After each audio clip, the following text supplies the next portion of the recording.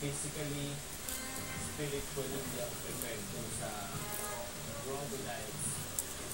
Kung nakapag-meditate ako ng matagal-tagal dun sa mga crocodiles, siguro nagawa ko yung mga ginagawa nilang ganun.